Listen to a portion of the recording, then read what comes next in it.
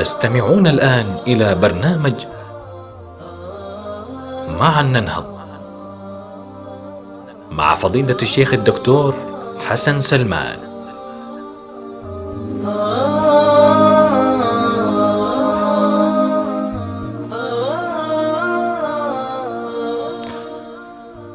بسم الله الرحمن الرحيم.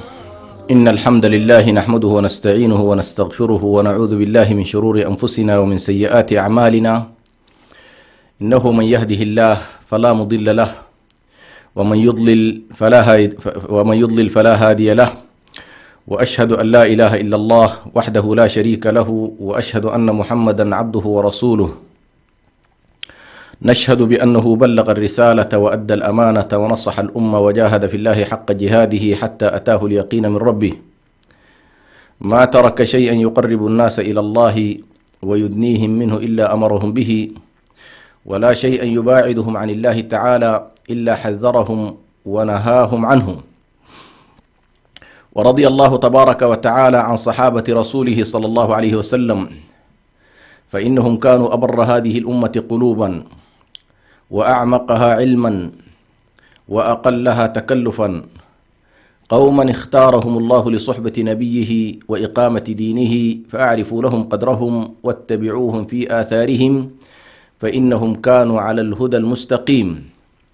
المستمعون الأعزاء، السلام عليكم ورحمة الله وبركاته، ومع برنامجكم الأسبوعي مع ننهض، ومع الحلقة الثالثة نواصل بإذن الله تبارك وتعالى حول مفهوم النهضة.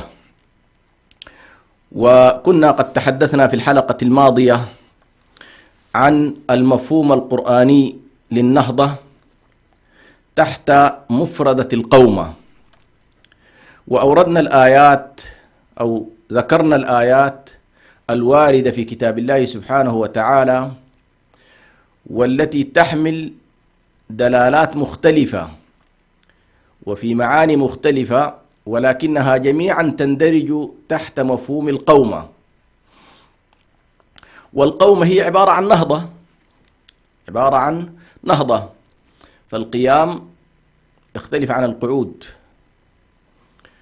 فمن كان قائما بأمر الله ليس كمن هو متخاذل أو متكاسل، ومن هو كذلك قائم على حدود الله ليس كمن هو واقع فيها، كما ذكرنا ذلك في حديث النبي صلى الله عليه وسلم الذي رواه الإمام البخاري رضي الله عنه عن النعمان بن بشير، الذي يقول فيه النبي صلى الله عليه وسلم: مثل القائم على حدود الله والواقع فيها كمثل قوم استهموا على سفينة.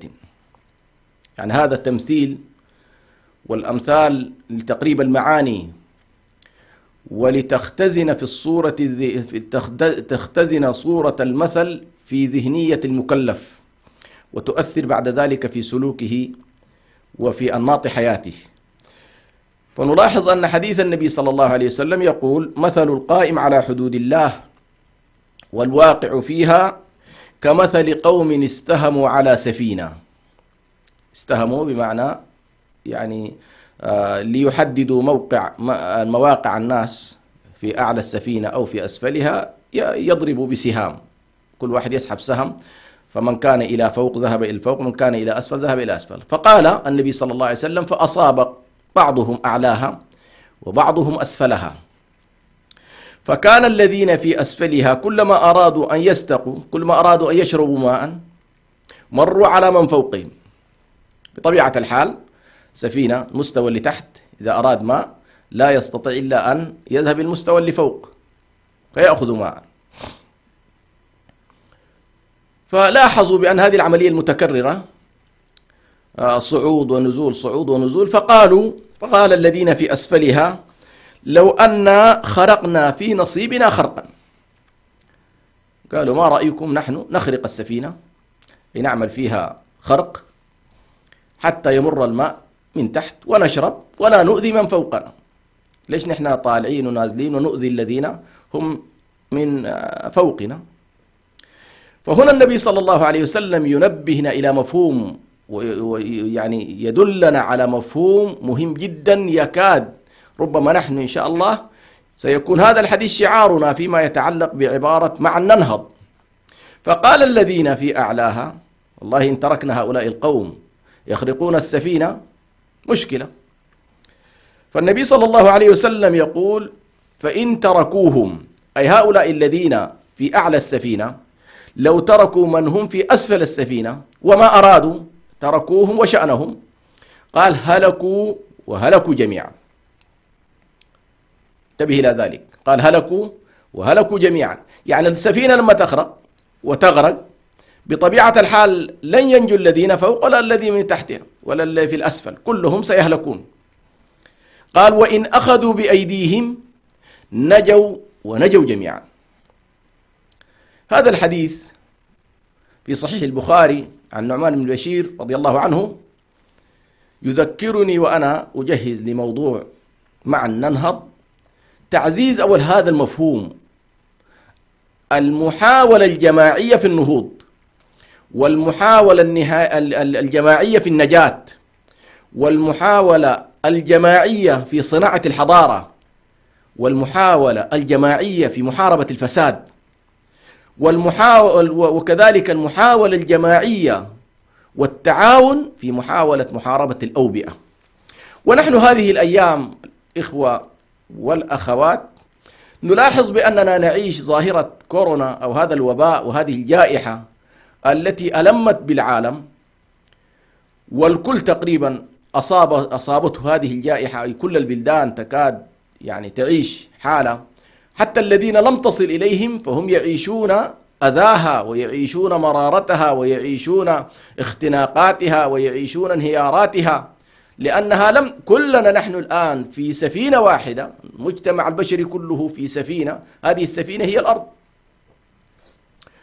هذه المسألة إذا لم نتعامل معها، هذه الظاهرة العالمية، لو أن كل دولة أغلقت على نفسها وحاولت أن تتعامل وفق إمكاناتها ولا يكون هنالك تعاون فيما بين الناس أو بين الدول وبين الحكومات، وبدأ الناس أو الحكومات والحكام يتعاملون بأنانية مفرطة، فالذي له مثلا معدات لا يسعف بها الآخر، هذه الحالة تماما تذكرنا بهذا الحديث النبوي الذي يقول فيه النبي صلى الله عليه وسلم فإن تركوهم وما أرادوا.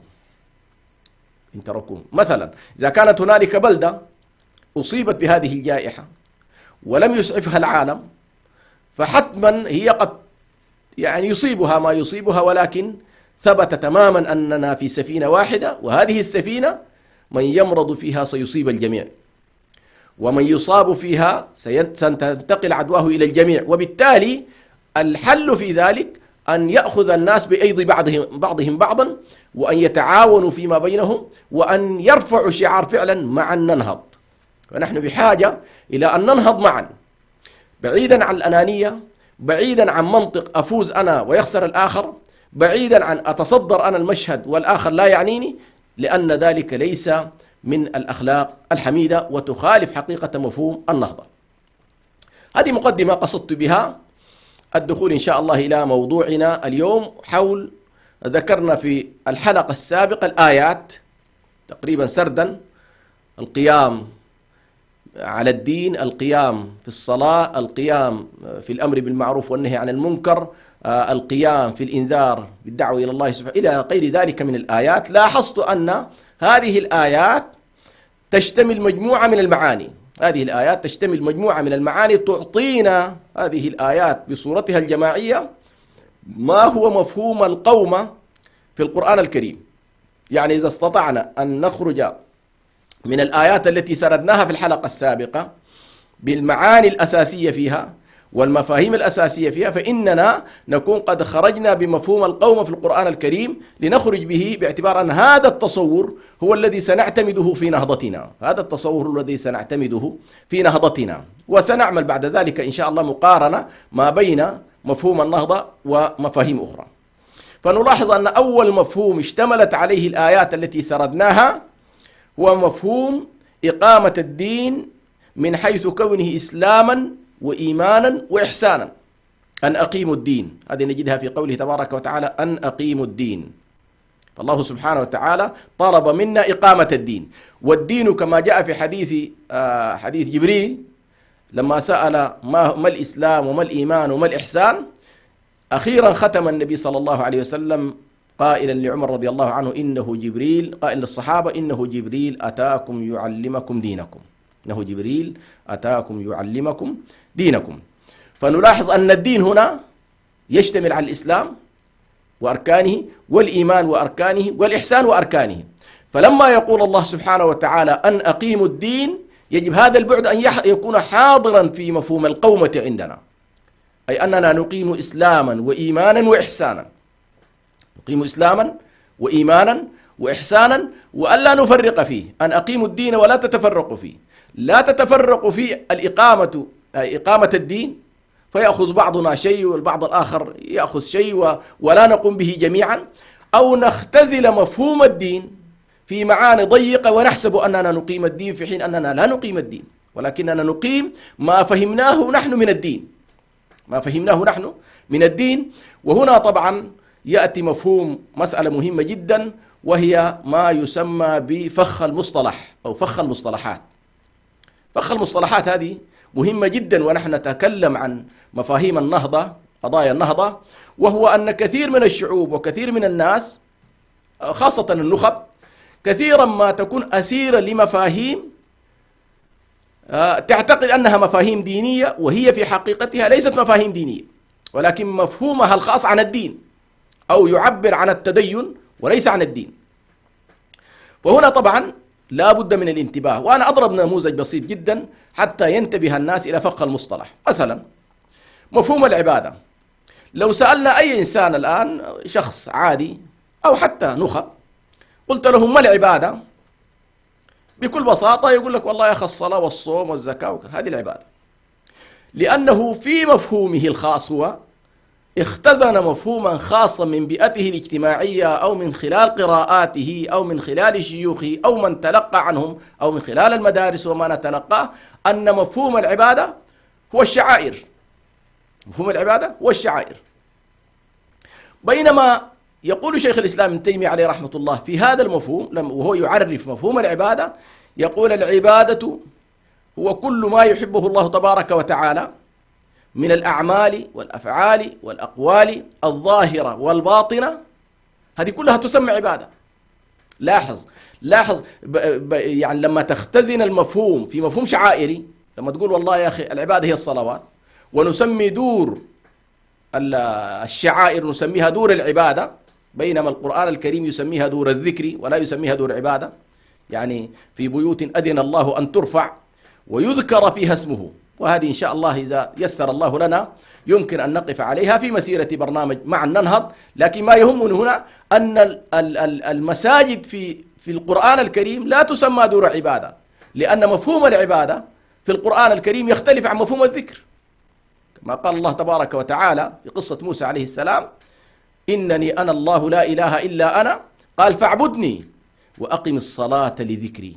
لاحظ، فاعبدني وأقم الصلاة لذكري، مع قوله في بيوت أذن الله أن ترفع ويذكر فيها اسمه، إلى غير ذلك من آيات الذكر الواردة في القرآن. والصلاة نوع من الذكر، والتعبد سيكون أوسع من ذلك بكثير، والتعبد أساسه توحيد الله سبحانه وتعالى. إذا مهم جدا ألا ننجر إلى فخ المصطلحات، وهو أننا نفهم مثلا مصطلح معين فهما خاصا ثم نتصور بأن هذا هو الدين. لا، الله سبحانه وتعالى لما قال أن أقيموا الدين، من حيث هو إسلام، ومن حيث هو إيمان، ومن حيث هو إحسان.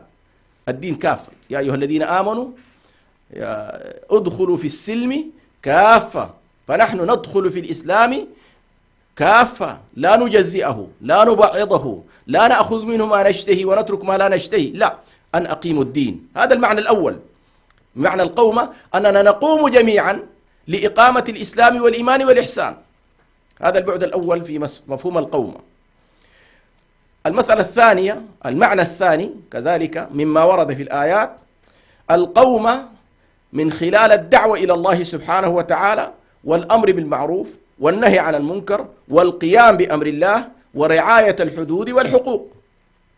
هذه طبعا الذين إن مكناهم في الأرض أقاموا الصلاة وآتوا الزكاة وأمروا بالمعروف ونهوا عن المنكر ولله عاقبة الأمور. فأقاموا الصلاة وأمروا بالمعروف، إقامة الأمر بالمعروف، إقامة النهي عن المنكر، إقامة الحدود، رعاية الحقوق، هذا يحتاج أيضا إلى قومة.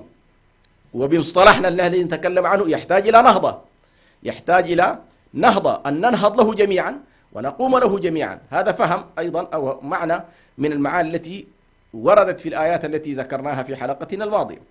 المعنى الثالث هو القومة في وجه الطغيان والشهادة بالحق والعدل، وجاء ذلك في حديث النبي صلى الله عليه وسلم: ورجلا قام إلى إمام جاهر، قال سيد الشهداء حمزة، ورجلا قام إلى إمام جائر فأمره ونهاه فقتله. هذه قومة أيضا من نوع خاص، وهي القومة ما يمكن أن نسميه بالقومة السياسية، القومة لإقامة الحق، القومة لإقامة العدل، القومة لبناء النظام السياسي على أساس من حاكمية الشريعة وسلطان الأمة. هذا أيضا نمط من أنماط القومة. نطلع فاصل ونعود إليكم إن شاء الله، فكونوا معنا.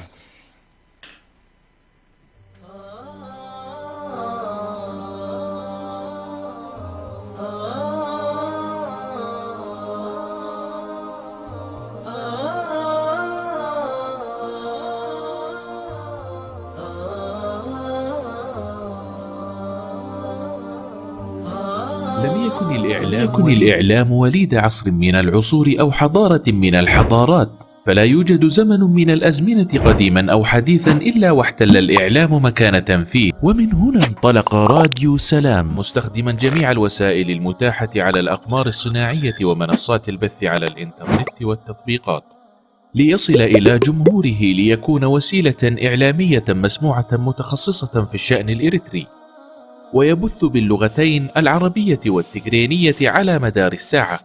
راديو سلام يخاطب المجتمع الإريتري كافة بجميع مكوناته، ويتفاعل مع قضاياه لترسيخ الانتماء وتجديد الوعي وتحقيق السلام والريادة، ويبث على الأقمار الصناعية والمنصات الإلكترونية كافة. وكانت أهدافه تعزيز قيم السلام والإخاء والتصالح والعيش المشترك، نشر قيم الإسلام وأخلاقه وتعزيز الأعراف والأخلاق الفاضلة، ترسيخ مكانة المرأة وتفعيل دورها في المجتمع والعناية بقضايا المرأة والطفل والشباب وكبار السن، المساهمة في التنمية ومواجهة الفقر والجهل وتوطين اللغة العربية. اكتمل بث راديو سلام على المنصات التالية: على القمر الصناعي نايل سات على التردد 12687، وعلى متجر الأندرويد والأبل، وعلى الموقع الإلكتروني سلامميديا61.com، وعلى جميع وسائل التواصل الاجتماعي.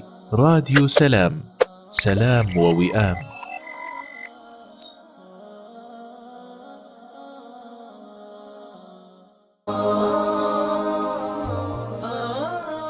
تستمعون الآن إلى برنامج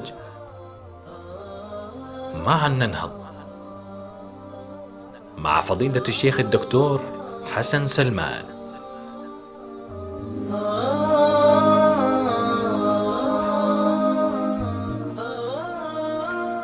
بسم الله الرحمن الرحيم، الحمد لله رب العالمين، والصلاة والسلام على رسول الله الأمين.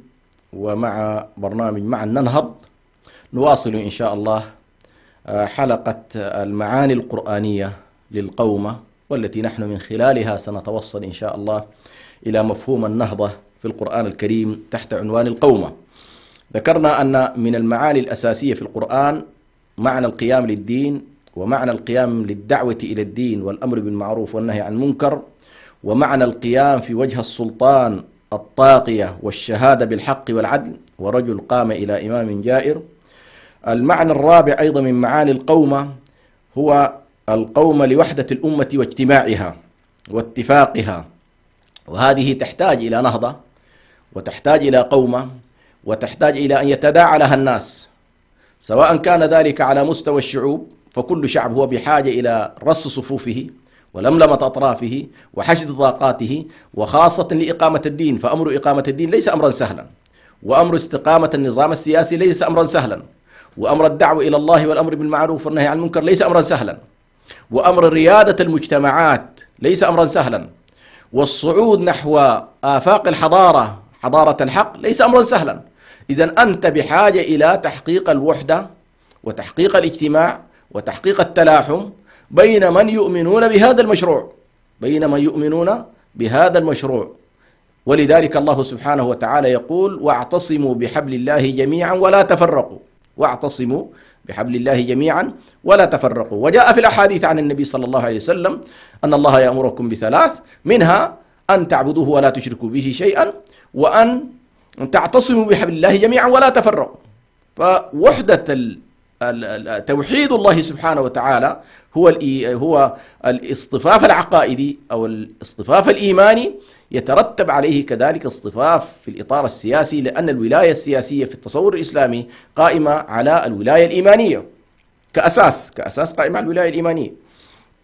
إذن القومة لوحدة الأمة وجمع كلمتها، ونحن هنا طبعا باعتبارنا أيضا شعوب ودول، والآن على الأقل في إطار هذه الدولة الحديثة التي أعقبت تقريبا يعني سقوط الكيان الجامع للأمة والدولة الجامعة للأمة دولة الخلافة، بعدها اصطفت الدول كلها إلى دويلات ما بعد سايكس بيكو. هذه الشعوب الآن في تقديري هي أيضا بحاجة إلى رص صفوفها ولملمة أطرافها في إقامة الدين وإقامة النظام الذي ترتضيه. رابعا أو خامسا أيضا من المعاني التي أخذناها من الآيات في موضوع القومة، القومة للقيام بالقسط.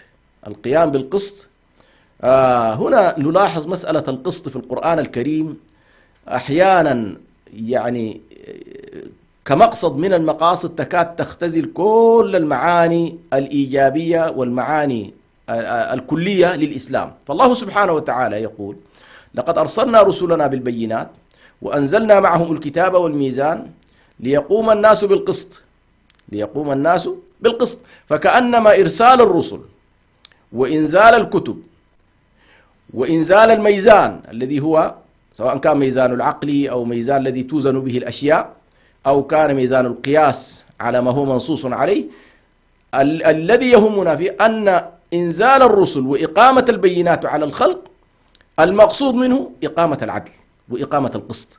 فيجعل الله سبحانه وتعالى مفهوم القسط مفهوما كليا تدخل فيه كل المعاني التي تكلمنا عنها في القومة، كلها تدخل في مفهوم القسط. فهذا أيضا يحتاج إلى اجتهاد وإلى عمل، وخاصة نحن الآن في كثير من مجتمعاتنا هنالك مظالم يعني كثيرة جدا، هنالك طغاة تسلطوا في البلاد وأفسدوا فيها وضيعوا كثير من مواردها وبنوا السجون والمعتقلات وضيعوا الكثير من موارد الأمة في ذلك وعطلوا طاقات الأمة.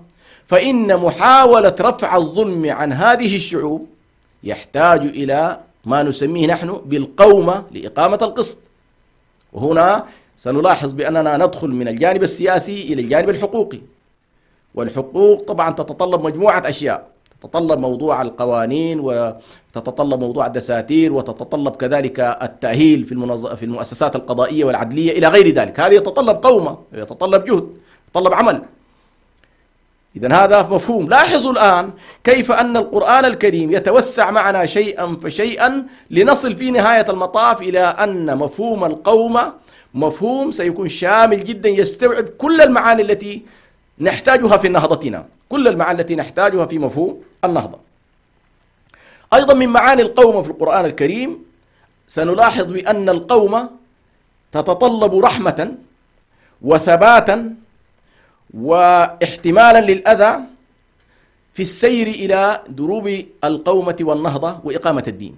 يعني لاحظنا من خلال الآيات التي ذكرناها أنها مرتبطة تقريبا بمفهوم الرحمة، مرتبطة بمفهوم الصبر، مرتبطة بمفهوم احتمال الأذى، لأن من ينهض ومن يقوم بأمر الدين بطبيعة الحال سيكون هنالك من يؤذيه ومن يتعرض له.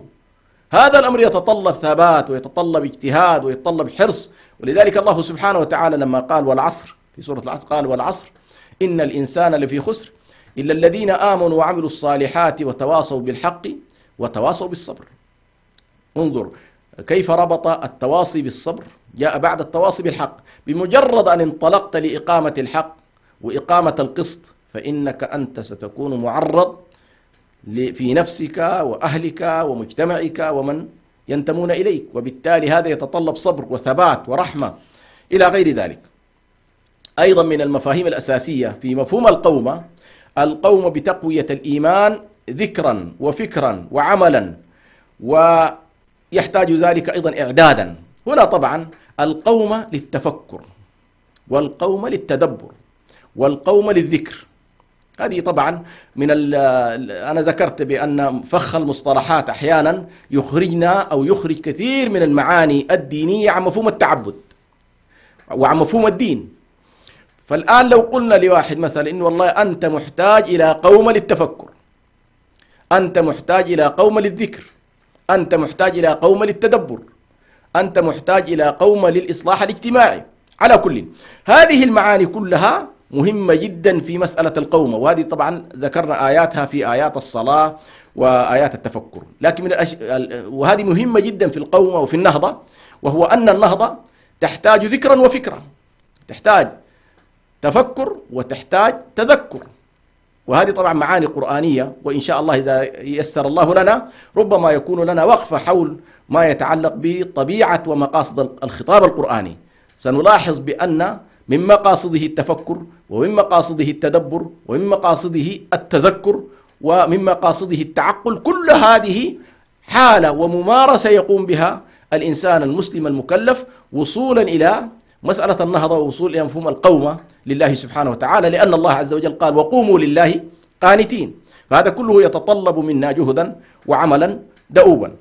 أخيرا من المعاني أيضا التي استفدناها من الآيات، سنلاحظ بأن القرآن يتكلم عن القومة باعتبارها حالة عملية وتدريجية يعني ترتكز على الولاء لله ولرسوله وللمؤمنين، وتقوم برعاية الحقوق والحدود، وتستصحب معها ظروف الزمان والمكان وحال الإنسان. هنا طبعا مسألة مهمة جدا، وهو أن الذي يتصدر مشهد النهضة ويتصدر مشهد القومة ويتصدر مشهد قيادة الأمة عليه أن لا يكون مزاجيا في حركته، بل عليه أن يكون محكوما بمنهاج شرعي واقعي يراعي فيه مثل الدين وقيمه العليا، ويراعي فيه واقع المجتمعات وطبيعتها وقوتها وضعفها. وهذه طبعا مسألة يعني يطول الحديث فيها، ولكنها مهمة جدا في مفهوم القومة. فالقومة تستصحب حال الإنسان وتتدرج به عند الاستضعاف وصولا إلى مراحل الكمال المختلفة، وهذا يدخل في النهاية تحت مفهوم على كل القومة. فالقومة هي فيها أيضا رعاية واقع الإنسان وحال الإنسان. إجمالا يمكن أن نقول بأن ما ذكرناه من معاني ألخصه فيما يلي، أن أنماط القومة في القرآن الكريم تستصحب معها مجموعة من الأشياء. أولا تستصحب النهضة العلمية والإيمانية والفكرية. تستصحب القومة، مفهوم القومة فيه نهضة علمية ومعرفية، وفيه نهضة إيمانية وفكرية، وهذه مسألة على كل يطول الحديث كذلك حولها. كيف يمكن للإنسان أن يرتكز في مفهومه المعرفي وخلفيته العلمية على كتاب الله سبحانه وتعالى، وهذه إن شاء الله يمكن أن نفرد لها حلقة خاصة. ولكن يهمنا هنا أن ونحن نتكلم عن القومة من خلال تناولها في القرآن الكريم، ومهم أن نستصحبها في مفهوم النهضة الذي نريد، هو أن القومة هي عبارة عن نهضة علمية وفكرية وإيمانية. نهضة علمية ونهضة فكرية ونهضة إيمانية. هنا بهذا المفهوم سنلاحظ بأننا لن نسعى فقط إلى نهضة مادية، نهضة تتعلق بعالم الأشياء، نهضة تتعلق بعالم العمران، ولكنها نهضة تستصحب معها تطور الإنسان ونموه وارتقائه الإيماني، وتستصحب معها كذلك أمور أخرى. هذه واحدة. النقطة الثانية، نلاحظ من خلال أيضا سردنا أن المفهوم القومة استصحب معه نهضة تعبدية شعائرية من خلال إقامة الصلوات وإقامة النسك وإقامة الحج وغيره من الآيات التي تحدثنا عنها، استصحبنا فيها البعد التعبدي. فالنهضة من مفاهيمها في القرآن الكريم تستصحب معها نهضة المجتمع تعبديا وشعائريا. الذين إن مكناهم في الأرض أقاموا الصلاة وآتوا الزكاة وأمروا بالمعروف ونهوا عن المنكر ولله عاقبة الأمور. إذن النهضة في التصور القرآني فيها نهضة فكرية علمية معرفية، وفيها نهضة تعبدية شعائرية. النقطة الثالثة، هذا الحال التعبدي الإيماني المعرفي الشعائري لا بد له كذلك أن يرتقي بالمجتمع ويرتقي بالأفراد نحو رؤية سياسية، وما نسميه هنا مستوى الثالث هو النهضة السياسية. كيف تستطيع أن تحول حركة المجتمع الإيمانية والفكرية والمعرفية والشعائرية والتعبدية، تستصحبها للانتقال من قاع المجتمع أو من حالة المجتمع إلى أن ترتقي بها إلى مستوى الدولة. وهنا سندخل طبعا في الحالة السياسية، والحالة السياسية في نهايتها سنلاحظ بأنها انعكاس لحركة المجتمع وليس العكس. يعني سنلاحظ بأن هذا المجتمع الذي تواصى بالحق وتواصى بالصبر وتواصى بالذكر وتواصى بالتفكر والتعقل والتدبر وصنع حركة اجتماعية واسعة، ينعكس بطبيعة الحال من خلال التواصل والتعارف في أن يشكل حالة اجتماعية ذات طابع سياسي، فندخل في النهضة السياسية. النقطة الرابعة من مفهوم النهضة كذلك النهضة بمفهومها الاجتماعي. النهضة بمفهومها الاجتماعي بمختلف ما يمكن أن يندرج تحت الجانب الاجتماعي في علاقة الإنسان بالإنسان، علاقة الإنسان في بيته مع زوجته مع أبنائه مع أقربائه مع من يحيطون به، علاقة الإنسان مع محيطه الاجتماعي، علاقة الإنسان مع الأطراف الأخرى من أهل الأديان. فهنالك نهضة اجتماعية متكاملة في إطار القومة التي تحدثنا عنها.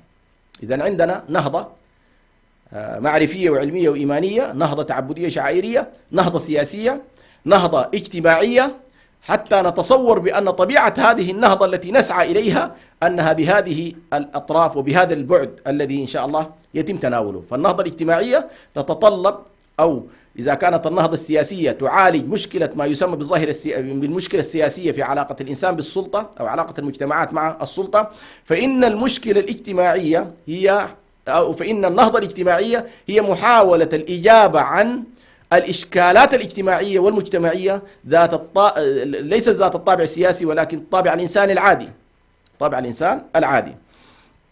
أيضا النمط الخامس هو النهضة الاقتصادية.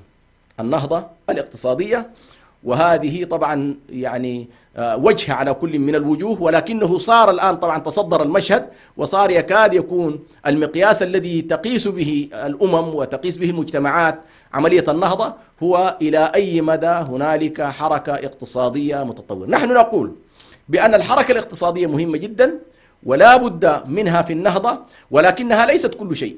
يعني المجتمعات لا تقاس فقط بالجانب المادي الاقتصادي، قد يكون هنالك فقر وقد يكون هنالك مساحات أو هامش من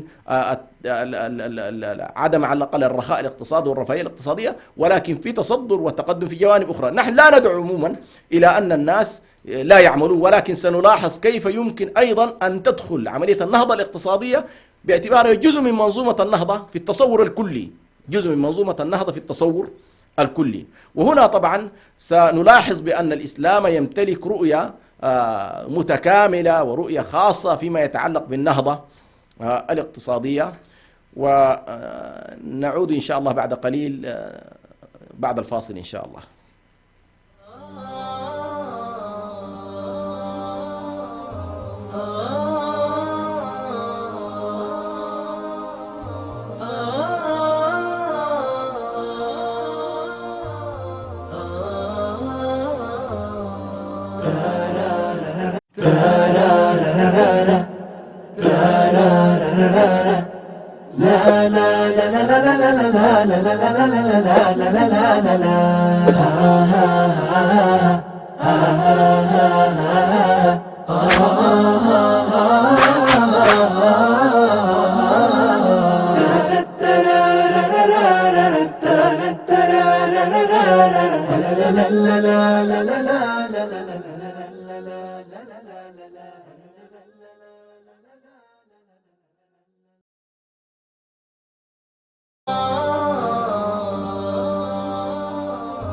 آه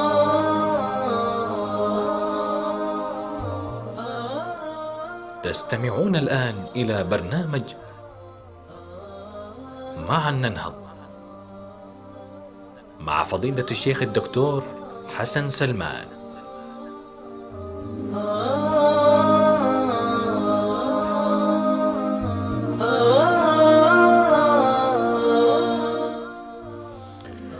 بسم الله الرحمن الرحيم.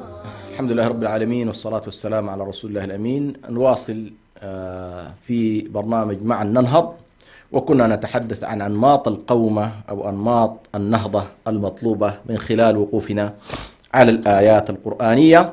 وبطبيعة الحال سنلاحظ بأن قد لا يكون هنالك اختلاف في أنماط النهضة حتى مع الاتجاهات الأخرى، فالكل تقريبا يسعى إلى نهضة معرفية، نهضة علمية، نهضة سياسية، نهضة اقتصادية، ولكن كل من خلفيته وكل من مرجعيته في نهاية المطاف ينعكس كل ذلك في إطار نهضة ضمن تصور معين. فنحن نتكلم الآن النهضة ضمن التصور الذي نؤمن به ونعتقد أنه فيه إن شاء الله صلاح البشرية، وهو النهضة التي ترتكز على رؤية إيمانية فكرية معرفية للكون والإنسان والوجود، ثم ينعكس ذلك في إطار تعبدي شعائري في علاقة الإنسان بربه سبحانه وتعالى، ثم ينعكس ذلك في إطار النهضة السياسية التي تجيب عن تساؤلات السلطة وعلاقتها ونشأتها وطريقتها وكيف تتأسس السلطة السياسية وعلى ما ترتكز في مشروعيتها، ثم أو بمعنى أدق الإجابة عن سؤال المشكلة السياسية.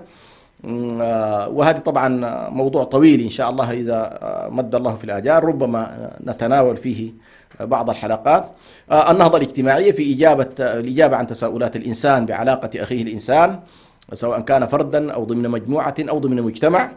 كذلك النهضة الاقتصادية التي تحاول أن تربط ما بين قضايا الموارد التي سخرها الله سبحانه وتعالى في هذا الوجود، مسألة الموارد، صناعة الموارد، عملية الإنتاج، ثم إلى مسألة ربط الإنتاج بقضايا التوزيع، وما هي الرؤية التي يمكن أن نتبناها في هذه المسألة سواء على مستوى الإنتاج أو على مستوى التوزيع. وقد تكون عملية الإنتاج مثلا ترتكز إلى مفهوم معرفي، وعملية التوزيع سترتكز إلى مفهوم ربما أيديولوجي أو تشريعي كما نقول نحن. أيضا من الأنماط المطلوبة في النهضة في النهضة وفي أنماطها النهضة العمرانية، لأننا ذكرنا بأن الله سبحانه وتعالى جعل لنا مقصدين أساسيين في حركتنا في الأرض، وهو مفهوم التعبد لله سبحانه وتعالى بكل ما تعني الكلمة، وكذلك مفهوم الاستخلاف. فمفهوم الاستخلاف جزء أساسي فيه عبارة واستعمركم فيها، أي أن الله سبحانه وتعالى جعلنا في هذه الأرض وسخرنا لاستعمارها، أي لنعمر هذه الأرض. فمن عمرانها أن يكون هنالك حركة في العمران وحركة في التطور الحضاري الذي يمكن إن شاء الله أن نطلق عليه كذلك. ينتهي الأمر في نهاية المطاف كل ذلك، النهضة العلمية والمعرفية والتعبد والعمل السياسي والاجتماعي والعمل الاقتصادي والنهضة العمرانية، ينتهي بنا في نهاية المطاف إلى ما يسمى بالنهضة الحضارية الشاملة. سندخل إلى مفهوم الحضارة، وإن شاء الله سنتناولها كإحدى المفردات وعلاقتها بالنهضة، لكن سينتهي بنا كل ذلك إلى ما نسميه بشكل طبيعي وتدريجي، ينتهي بنا إلى مفهوم الحضارة. والحضارة هنا طبعا تتجاوز حدود القطر وتتجاوز ربما حدود الإقليم لتأخذ بعدا عالميا وتؤثر في التراث الإنساني العالمي. وهنا لما تدخل الأمة بمجموعها في موطن الحضارة أو في المشاركة في الحضارة أو النهضة اللي تصل إلى مفهوم الحضارة، هنا نكون قد وصلنا إلى نهايات ما نصبو إليه من عملية النهضة. هنا أختم بكلام ذكرت أن أكثر من تكلم في مفهوم القومة هو العلامة عبد السلام ياسين. ذكر مفهوم القومة في القرآن الكريم بهذه العبارات، قال: والقومة تغيير دوافع الإنسان وشخصيته، تغيير دوافع الإنسان وشخصيته وأفكاره، وتغيير تغيير يسبق ويصاحبه التغيير. يعني هنا يقول تغيير يسبقه ويصاحبه التغيير السياسي والاجتماعي. يعني هذا التغيير الشخصي الذي يحصل في الإنسان وفي سلوكه وفي تعبده وفي نظرته للحياة ونظرته للكون ونظرته للطبيعة ونظرته لعلاقة الإنسان بالإنسان، نظرته لعلاقته بالسلطة، كل ذلك السلوك الشخصي أو النمط الشخصي عندما يتغير يتحول بعد ذلك إلى حراك اجتماعي وسياسي من الأفراد ينتقل إلى المجتمعات. يقول والقومة تعني نهضة، هكذا يقول، قال والقومة تعني نهضة، ولا ينهض الجسم العليل، لا ينهض الجسم العليل المفكك الكسول. طبعا بطبيعة الحال إذا أراد الإنسان أن ينهض يكون عنده القدرة على النهوض، عنده القدرة على القيام، فالمشلول لا يقوم، والمعلول لا يقوم، والمفكك لا يقوم، والمحبط لا يقوم. هذه مسائل مهمة جدا على الإنسان أن يدركها وهو يتحرك إلى مسألة النهضة. والقومة تعني حركة إرادية، القومة كذلك تعني حركة إرادية، ولا يتحرك المشلول، هكذا يقول، المشلول لا يتحرك. وللأسف الشديد كثير من أفرادنا مشلولين، وكثير من مجتمعاتنا مشلولة، سواء كان شلل إرادي أو شلل غير إرادي، على كل، إما شلل فعلا أحبطت، لأن الإنسان أيها الإخوة هو عبارة عن مخزون من الأفكار ومخزون من المفاهيم ومخزون من الأشياء التي ترد عليه من المعارف يترجم في سلوك. فإذا كان الإنسان يدخل مفاهيم قاتلة وأفكار مميتة ويدخل معلومات يوميا محبطة، ففي نهاية المطاف ستخرج شخصية محبطة مفككة يائسة. وهذه مسألة مهمة جدا. أنا هنا أناشد إن شاء الله النخب والمثقفين وخاصة في الوسائل الإعلامية المختلفة، علينا أن نبث الفكر الذي يحيي الأمة، وأن نبث المفاهيم التي تنهض بالناس، وأن نبث الأفكار التي فعلا تدخل في إحياء المجتمعات. لأننا بطبيعة الحال كلما أكثرنا من ضخ ما هو محيي ستحيا الأمة، وكلما ضخخنا فيها من المفاهيم القاتلة والتي تشل حركة الإنسان سينتهي بنا إلى مجتمع مشلول وإلى مجتمع لا يستطيع أن يتحرك. والقومة تعني تعني تغيير للمنكر، ولا يغير المنكر من لا يعرفه، والمنكر يعرف المنكر في أسبابه ودخائله وماضيه وحاضره. والقومة تعني جهادا منظما، ولا جهاد بدون تربية الأمة وتعبئتها للجهاد المرير الطويل. وكذلك نجد أنه استعمل مفهوم القومة للدلالة على نهضة الأمة بقيادة طليعتها من جند الله تبارك وتعالى لفرض العدل والإحسان على الواقع الكئيب المتميز بالتخلف والاستبداد في الحكم والظلم، في القسمة والنفور العام عن دين الله والجهل به، والإعراض عن الآخرة وعن الله عز وجل، والاستقالة من التشريف الإلهي والتكليف الذي عين هذه الأمة لحمل رسالة الحق للعالمين. كلمات حقيقة جميلة جدا عبر عنها العلامة عبد السلام ياسين عليه رحمة الله، وهو يؤصل لمفهوم القومة. ومن هنا نلاحظ بأن مفهوم القومة مفهوم فعلا يعني واسع، يشتمل على كل المعاني التي يمكن إن شاء الله أن تعبر عن النهضة. وبإذن الله سبحانه وتعالى ستكون لنا وقفة حول مفهوم النهضة وعلاقته بمفاهيم أخرى، يعني في مجموعة مفاهيم، مفهوم التنمية، مفهوم الثقافة، مفهوم الحضارة، مفهوم المدنية. هذه إن شاء الله سيكون لنا فيها بإذن الله سبحانه وتعالى وقفة، ولازلنا نحن طبعا لازم نحرر المفهوم حتى إن شاء الله ننطلق بعد ذلك.